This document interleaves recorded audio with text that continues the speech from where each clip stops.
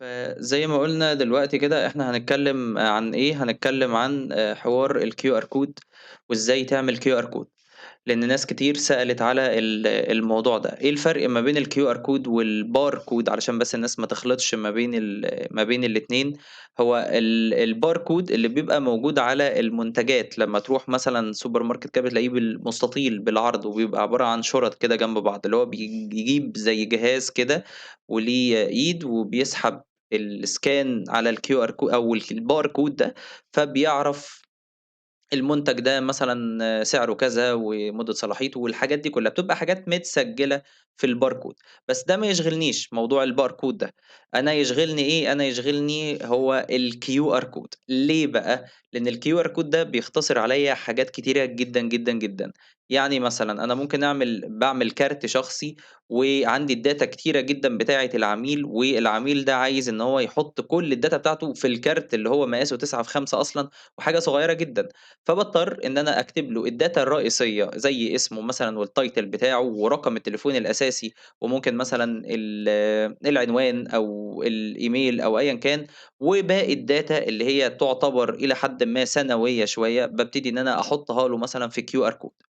حاجة كمان، ساعات بنروح مثلًا كافيه أو مطعم بنطلب الmenu يقول لك لأ اسحب أو scan الQR code اللي موجود على الترابيزة اللي أنت قاعد عليها.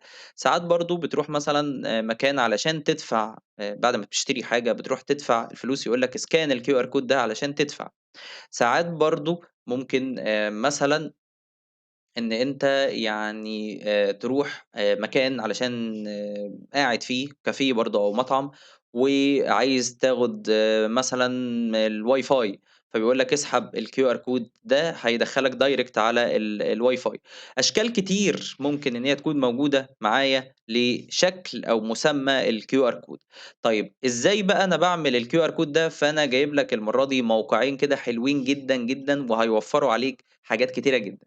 أول موقع منهم وهو اللي هو The QR Code Generator، اللي هو ده، The QR Code Generator ده. كل اللي أنت هتعمله بس إن أنت هتدخل هنا تعمل paste للعنوان أو الURL اللي أنت عايز تعمل له الQR code. يعني مثلًا أنا باعمل QR code لlink أو لpage بتاعة فيسبوك، فبابتدي إن أنا أجيب الlink بتاعة الفيسبوك بتاعة الpage بتاعتي، وابتدي إن أنا أحطها هنا، وباعمل download للQR code ده، فبيبتدي إن هو أنت بعد ما تعمل له scan بيقرا الQR code. عايز مثلًا إن أنت تعمل كذا عنوان، كذا link، فبتدوس على multi URL. لو أنت عايز تكتب text، عايز message معيّنة لمّا بيسحب الQR code يوصل للشخص أو تظهر الmessage دي للشخص الفلاني اللي هو بيسحب الQR code ده.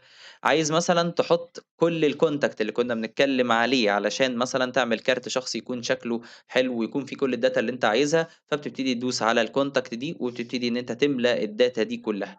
مثلًا الPDF أو app أو في حاجة برضه الSMS أو الفون أو الإيميل، كل دي أشكال للQR code على حسب الحاجة اللي أنت عايز توظّف الQR code ليها. ده أول موقع. الموقع التاني اللي هو ده barcode أو barcode.tech أنا باقول العنوان بس عشان الناس اللي حابة تبحث عنه، ودول الموقعين اللي أنا مجرّبهم واستخدامهم بصراحة يعني جامد جدًا. ده بيتيح لي إيه بقى، ده بيتيح لي حاجات كتيرة جدًا، يعني بُص ممكن الأشكال بتاعته لو أنت مثلًا عايز تعمل barcode أو QR code عفوًا للWiFi، عايز تعمل event معيّن عندك QR code أو event معيّن عايز تعمل له QR code، business card عايز تعمل له مثلًا QR code مجرد ما بتدوس هنا كده بيبتدي إن هو يقول لك الdata بتاعتك اللي أنت عايز تحطها إيه، والتنزيل بتاعه سهل جدًا، كده أنا بانزّله بصيغة الPNG باقدر إن أنا باتعامل بيه.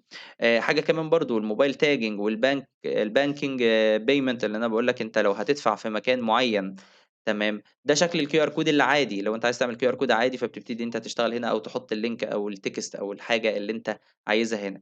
إلى حدٍ ما الموقع ده مُفصّل شوية عن الموقع الأول، لو أنت عايز حاجة بسيطة وسهلة ومختصرة ممكن تستخدم الموقع ده، لو أنت عايز حاجة بالتفصيل المُمِل بقى ممكن إن أنت تستخدم حاجة بالمنظر ده، وكُلٍ على استخدامه أو كُلٍ لاستخدامه. أنت بيبقى عندك أنواع كتير، يعني الbarcode اللي إحنا اتكلمنا عليه في الأول ده، في أنواع كتير للbarcode تعرفها منين؟ على حسب بقى الشخص اللي أنت بتعمل له الbarcode ده أو على حسب مسمى الbarcode أو الQR code اللي أنت عايز تعمله ليه.